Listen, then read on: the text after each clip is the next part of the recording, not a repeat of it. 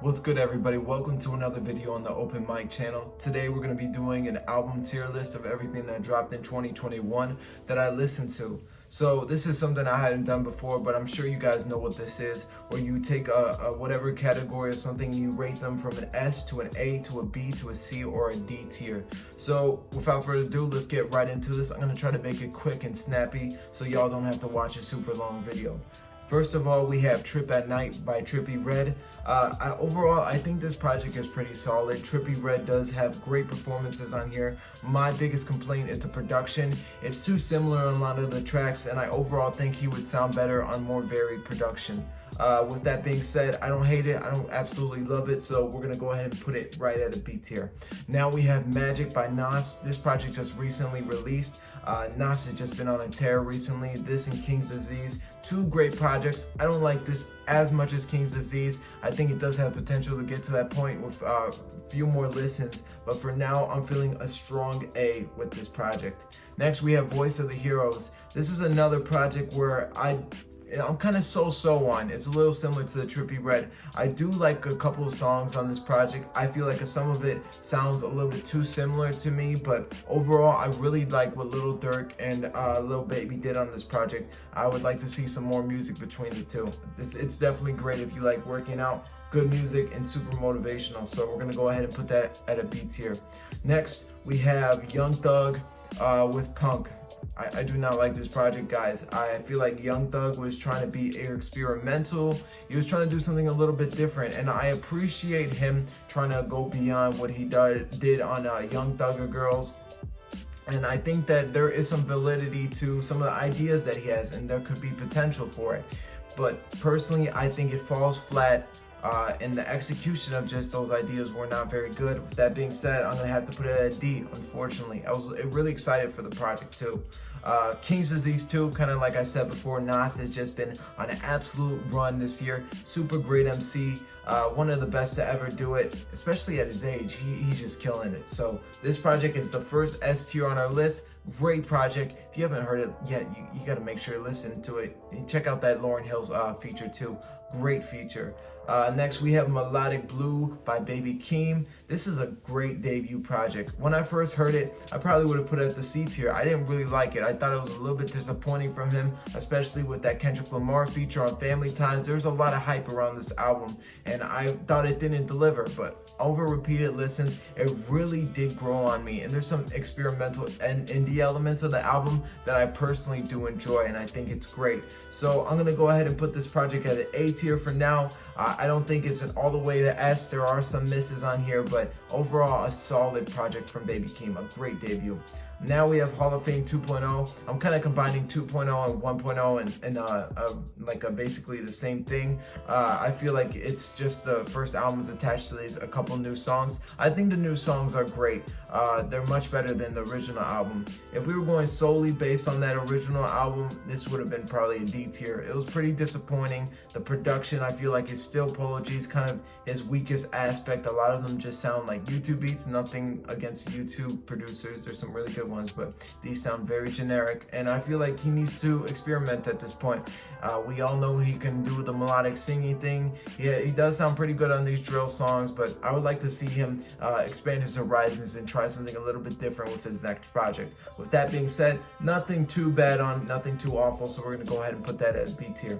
Next, we have Kanye West with Donda. This is probably one of the most anticipated releases of the year.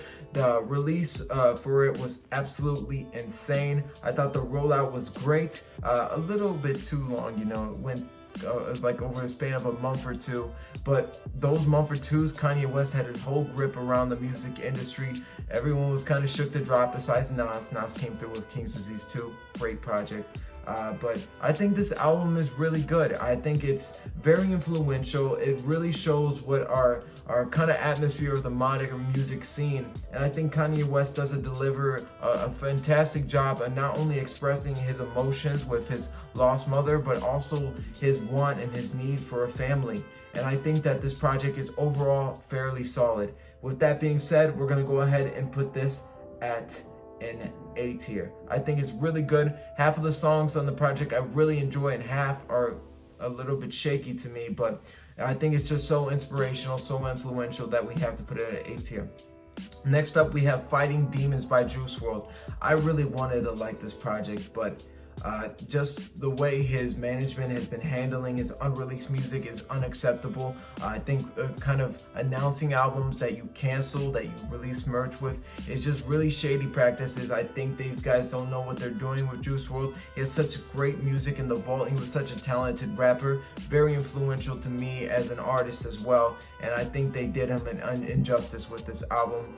With that being said, there's some great tracks. We have Burn, and a couple of other good songs on here that I will listen to on my rotation, but nothing just substantial enough from this project. It feels kind of rushed and it felt kind of forced. With that being said, we're gonna have to put this at a C. Talking about posthumous albums, we have Faith by Pop Smoke. This is on a whole new level of bad. Juice WRLD, at least you could tell there was some sort of vision behind it. This Pop Smoke Faith was just a jumbled up mess of unreleased songs, features, snippets, and clips that were put together to make this project. This project is not cohesive.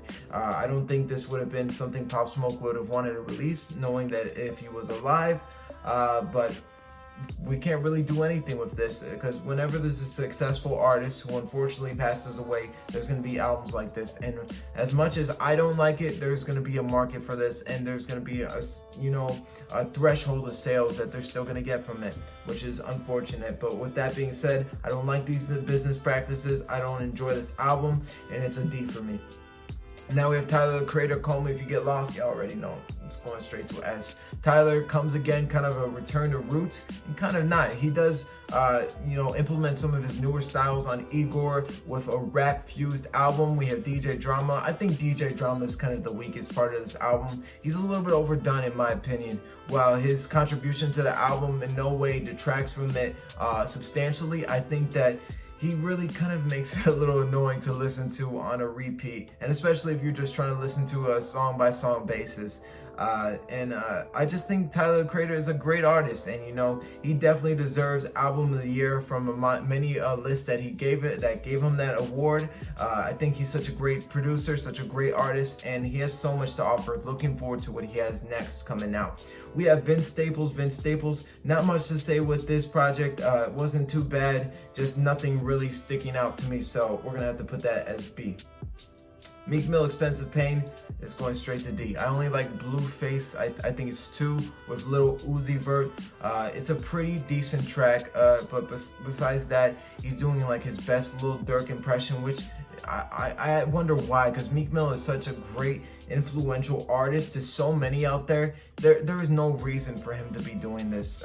He's so talented. All he has to do is stick true to his style, get some good production, and I'll basically like whatever he puts out. But that just wasn't the case with this project. Next, we have Life of a Don. Coming after Heaven or Hell, I was kind of disappointed when I first heard this project. While it has grown on me a little bit, I still think that I wanted more from Don Toliver. This has a much more laid-back energy compared to his last project, and I really think he does better with those high-energy, high-paced psychedelic traps songs. So I'm looking forward to him putting out something more in that vein. We're gonna go ahead and put this at a B. CLB, that's a C. Drake has kind of been doing the same tired cycle of making the same album basically consistently over and over again. I think this project is more of the same, doesn't really contribute anything to his catalog that we haven't heard already. From Me to You, good project. Don't really listen to it too much anymore. I got to see Quadeca in person. Such a great artist, very talented. Like how the vocals were layered, but just some of the songs weren't for me. Now we have Bobby Tarantino 3. Straight up disappointment. Man should have stayed retired. In all seriousness, I really enjoyed Logic's earlier music. The music he's been putting out recently, I'm not a big fan of, and this project did not stick with me well. Finally, last but not least, we have Silk Sonic. I think Silk Sonic is a phenomenal project. Anderson .Paak, Bruno Mars, both showing they have great energy and great synergy together. I think they're both great artists.